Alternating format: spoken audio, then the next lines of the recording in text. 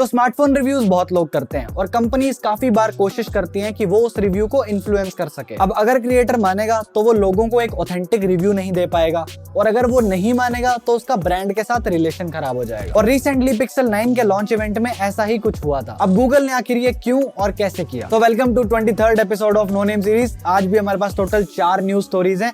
Pixel 9 वाले event से शुरू करते हैं। तो जब भी कोई फोन लॉन्च होता है तो क्रिएटर्स को एक अग्रीमेंट मिलता है जिसमें कुछ कंडीशंस लिखी होती हैं, जैसे कि आप इनिशियल इंप्रेशंस में किसी ब्रांड से कंपेयर नहीं कर सकते, या फिर आप कैमरास को कंपेयर नहीं कर सकते। ऐसी बहुत सी चीजें उसमें हो सकती हैं। तो ऐसा ही अभी पिक्सल 9 के लॉन्च इवेंट में भी था, लेकिन उस अग्रीमेंट में एक दिक्कत थी। इसमें लिखा गया था कि इन्फ्लुएंसर्स कॉम्पिटिटर फोन्स को प्रेफरेंस नहीं दिखा सकते, और जिसने भी ये रिस्क उठाया उसके साथ गूगल अपना रिलेशन टर्मिनेट कर देगा। एग्जैक्ट लैंग्वेज इनकी कुछ ऐसी थी। इसमें क्लियरली लिखा है कि if other brands are preferred over Pixel then relationship खत्म। अब जब ये लोगों के पास पहुंचा तो लोगों ने ट्वीट्स वगैरह करे और बाद में इस फॉर्म को रिमूव कर दिया गया। अब कहानी को आगे समझने से पहले मैं आपको गूगल के 2 प्रोग्राम समझाता हूँ। पहला है टीम पिक्सल प्रोग्राम। इसमें क्या होता है, गूगल ऐसे लोगों को डिवाइसेस भेजता है जो अभी ग्रो कर रहे हैं, यानी कि जो छोटे क्रिएटर्स हैं। और दूसरा है पिक्सल का रिव्यू प्रोग्राम, जिसको अभी के लिए हम टीम रिव्यूअर्स बोल देते हैं। इसमें बाकी सारे बड़े टेक क्रिएटर्स आते हैं, इनके बीच में पैसे का एक्सचेंज भी होता है और बहुत कुछ होता है। अब गूगल ने जो ये फॉर्म दिया था, ये दिया था टीम पिक्सल वाले लोगों को।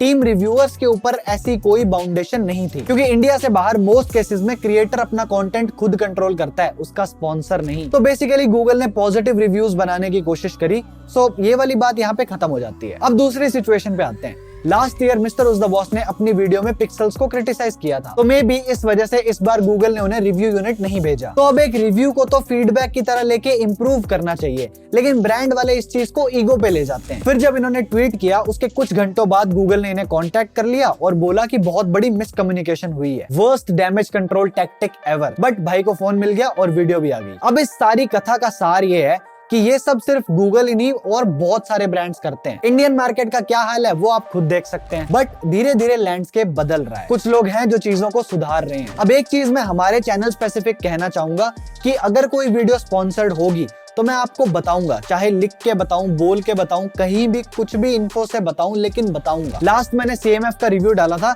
और लोग बोल रहे थे पेड है पेड है। अगर वो पेड होता तो आपको बताया जाता। तो कंपनीज ऐसा करती हैं और हर कोई उनके हिसाब से चले ऐसा बिल्कुल जरूरी नहीं है। लेकिन ओडू की मदद से आप अपनी कंपनी को अपने हिसाब से बहुत बढ़िया चला सकते हो। ओडू एक open source business apps management tool है। आप इस सिंगल टूल से अपने सारे बिजनेस को मैनेज कर सकते हो, चाहे आपको वेबसाइट्स बनानी हो, अग्रीमेंट्स ई-साइन कराने हो, या CRM में लीड्स मैनेज करनी हो।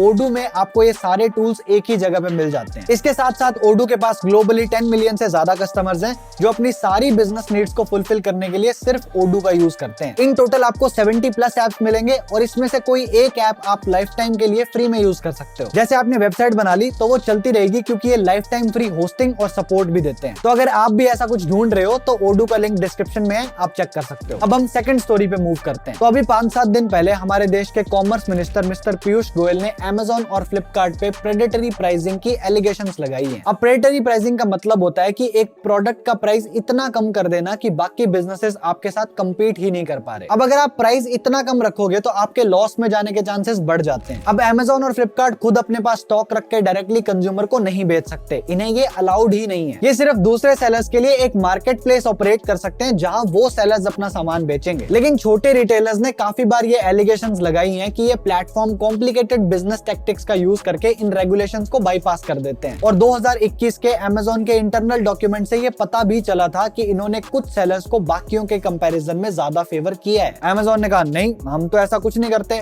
और अगले ही दिन इन्होंने ये अनाउंस कर दिया कि अपैरियो अब से अमेज़न पे सामान नहीं बेचेगा। अगर आपको नहीं पता तो अपैरियो और क्लाउडटेल अमेज़न के सबसे बड़े सेलर्स हैं। अब ये बात 2-3 साल पुरानी है, क्योंकि अब तो अपैरियो वापस भी आ चुका है। मिस्टर पीयूष कहते हैं कि ये जो खबरें आती हैं कि अमेज़न अब इंडिया में $1 बिलियन इन्वेस्ट करने वाला है, तो वो अपने लॉस को कवर अप करने के लिए की जाती है, क्योंकि ये लोग बेस्ट लॉयर्स पहले ही खरीद लेते हैं ताकि इनके खिलाफ कोई एविडेंस ही ना मिले। अब उन्होंने ये सब कह दिया, ठीक है, लेकिन अगले ही दिन मिस्टर पीयूष ने अपनी स्टेटमेंट को थोड़ा मोल्ड कर दिया। ये कहते हैं कि हम ऑनलाइन को रोकना नहीं चाहते, हम चाहते हैं कि वो लोग फेयर और ऑनेस्ट रहें। अब तुम लोग बहुत समझदार हो। मेरा ओपिनियन ये है कि अगर गवर्नमेंट रूल्स को बाईपास किया जा सकता है तो रूल्स को स्ट्रिक्ट कर देना चाहिए। और जब से इन्होंने रिटर्न्स लेना बंद किया है, आई स्ट्रांगली फील कि इनके ऊपर नए रूल्स लगा के इन पे लगाम लगाने की जरूरत है। मैं तो कहता हूँ EU वाला हिसाब कर लेना चाहिए, क्योंकि वो तो एप्पल तक को नहीं छोड़ते। और इस बार तो EU ने एप्पल के साथ कुछ ज्यादा ही जाती कर दी है। और हमारे साप्ताहिक साप्ताहिक एप्पल सेगमेंट की पहली खबर भी यही है। तो अभी तक एप्पल ने गिरते पड़ते इनकी सारी बात मान ली, लेकिन अब ये लोग iOS की डिफॉल्ट सिस्टम एप्स को भी कंट्रोल करना चाहते हैं। iOS 18 के EU स्पेसिफिक अपडेट में अब आप डिफॉल्ट एप्स को चेंज कर सकते हो, जैसे कि फोन ऐप आप अपनी मर्जी की लगाओ, मैसेजेस जो मर्जी डाल दो, इवन फर्स्ट पार्टी एप्स को डिलीट भी कर सकते हो, जैसे कि app store, messages, camera, photo, safari,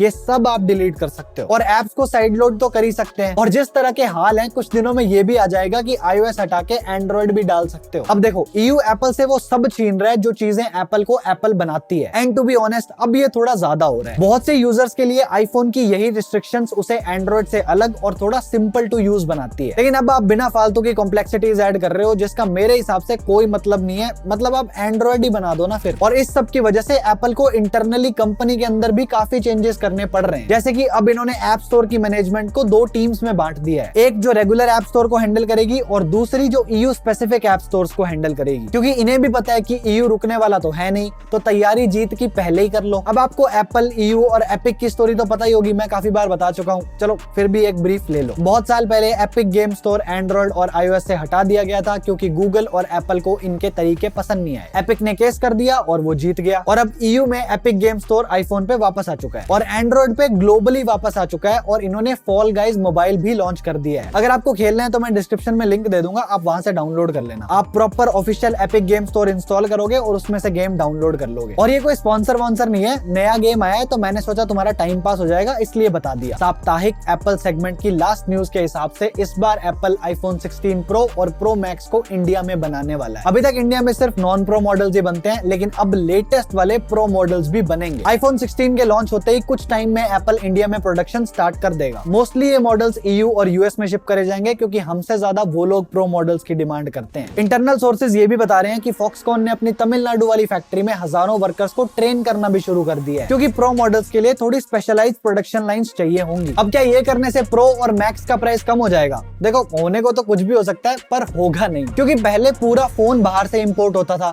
लेकिन अब सिर्फ पार्ट्स इंपोर्ट होंगे। अब इंडिया में बनाने से कुछ पैसे तो बच ही रहे हैं और सेल्स की रफ्तार भी बहुत ज्यादा है। तो अब देखना यह है कि उस बचे हुए पैसे में से हमें कितना मिलता है। वैसे रफ्तार तो इंडियन स्मार्टफोन मार्केट की भी बहुत बढ़ रही है, जैसे कि 2024 के फर्स्ट हाफ में 7.2% की ईयर ऑन ईयर ग्रोथ हुई है। और ये सब तब हो रहा है जब फोन्स की डिमांड कम है और फोन्स का एवरेज सेलिंग प्राइस 2.8% से बढ़ चुका है। अभी हम एक एक सेगमेंट को थोड़ा स्पेसिफिकली देखते हैं। जो एंट्री लेवल सेगमेंट है, यानी कि 7-8 हजार से कम के फोन्स, उनमें 36% का सेल्स डिक्लाइन आया है। और अब ये सेगमेंट ओवरऑल मार्केट का 14% शेयर होल्ड करता है, जो एक साल पहले 22% था। इस रेंज के टॉप 3 ब्रांड्स है Xiaomi, फिर Poco, फिर Realme। इसके बाद 15,000 से नीचे की जो मार्केट है वो 8% से ग्रो हुई है। और इस सेगमेंट का शेयर पिछले साल 42% था और इस साल 44% है। यानी कि आज भी लगभग आधी जनता जो स्मार्टफोन लेती है वो 15,000 से नीचे का लेती है। हम ही कहते हैं कि मार्केट बहुत आगे बढ़ गई है। जो दिखता है वो सच हो, ये जरूरी नहीं है। और इस रेंज के टॉप 3 ब्रांड्स हैं Xiaomi, Realme, फिर Vivo। इसके आगे चलते हैं। 15,000 से 32,000 का मार्केट ऑब्वियसली बढ़ा है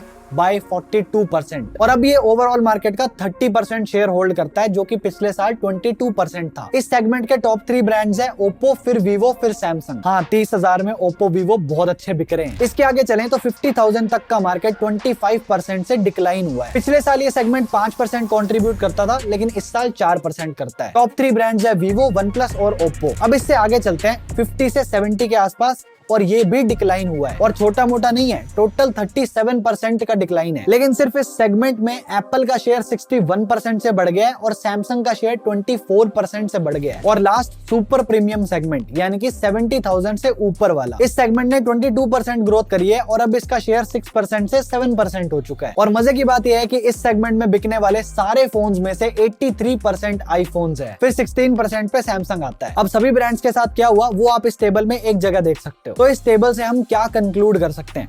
सबसे पहली चीज तो 15,000 का मार्केट कहीं नहीं जा रहा। एक बहुत बड़ी पॉपुलेशन है जो अभी बहुत लंबे टाइम तक इसी प्राइस ब्रैकेट में रहेगी। तो भले ही इस प्राइस रेंज में प्रॉफिट कम हो, लेकिन ऑडियंस बहुत ज्यादा है। दूसरा टेक अवे ये है कि Vivo बहुत अच्छा कर रहा है और इनकी ऑफलाइन वाली कुछ स्ट्रेटेजीज हैं जो बहुत अच्छी काम कर रही है। इस पे तो मैं एक डेडिकेटेड वीडियो करने का भी सोच रहा हूँ। तीसरा टेक अवे है Xiaomi का रिडेम्पशन। इस पे भी मैं एक अलग वीडियो कर दूंगा, इसकी बात अभी नहीं छेड़ते हैं। फोर्थ टेक अवे है कि एप्पल बहुत अच्छा कर रहा है और अगर ऐसा ही चलता रहा तो ये EMI दे दे के सारा प्रीमियम मार्केट खा जाएंगे। और अब तो iPhone 16 में आने वाला है, जिसकी सारी डिटेल्स आपको इस वीडियो में मिल जाएंगी। फिलहाल के लिए मैं चलता हूँ। This is it from my side. Thank you so much for watching. I am Divanshu and I am on leave till the next one.